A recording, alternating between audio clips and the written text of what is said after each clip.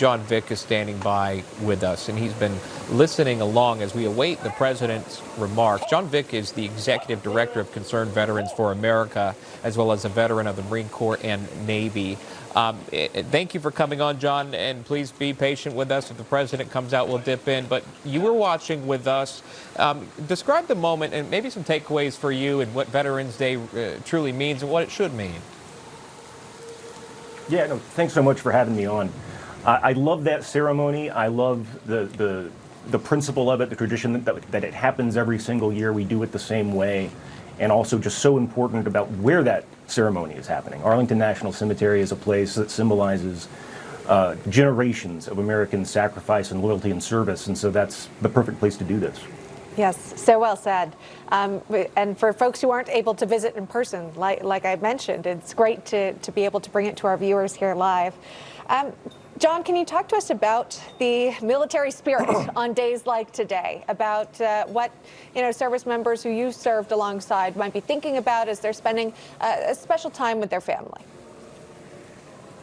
Yeah, I've been in the military now for 22 years, active duty and reserve. I've done Marine Corps and Navy. So it's been a long and winding journey. And one of the things that you realize is that veterans are people. We come from all parts of the country, all walks of life, all different backgrounds, right? And so on a day like today, especially when there's been so much division in our country and so much bitterness in our politics, and like politics of chaos is a word you hear every day now, this is a really good time for Americans to center themselves on really this service anchor point, which is the veteran community. And that is who's being honored today through music, through spirit, through speech, and attendance.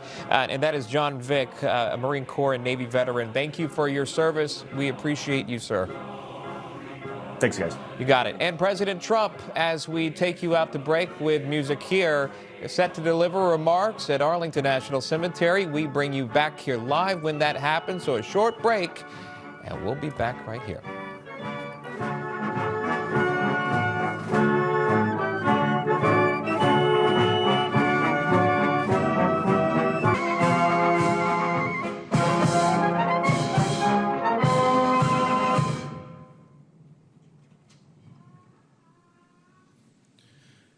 Distinguished guests, please remain standing for the invocation given by Chaplain Kimberly Willis, Executive Director of Chaplain Service for the United States Department of Veterans Affairs. Good morning. Let us pray. Eternal and ever faithful God. All right, during this prayer, we'll bring in John Vick, of the Executive Director of Concerned Veterans for America, as well as a veteran of the Marine Corps and Navy. John, thanks so much for coming on. So they're going to move through, obviously, the bulleted items there prior to the remarks of the president here.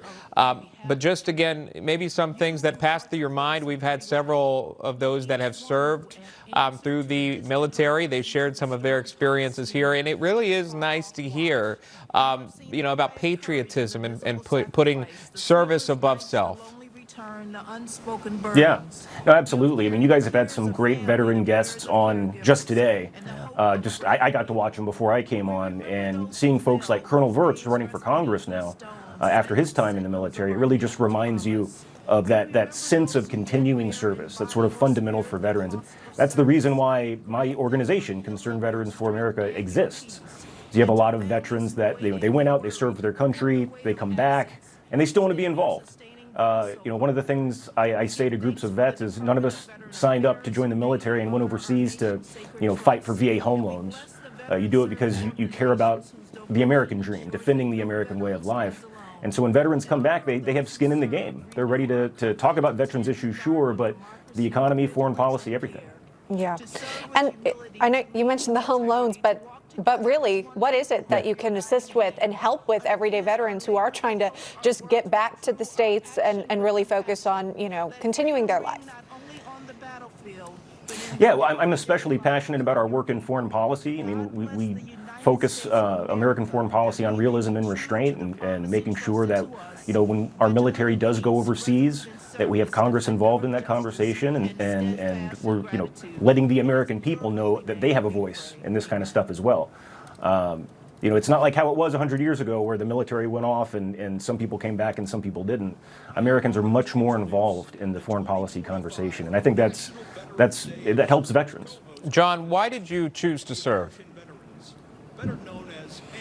Oh gosh, that was 22, 23 years ago that I joined.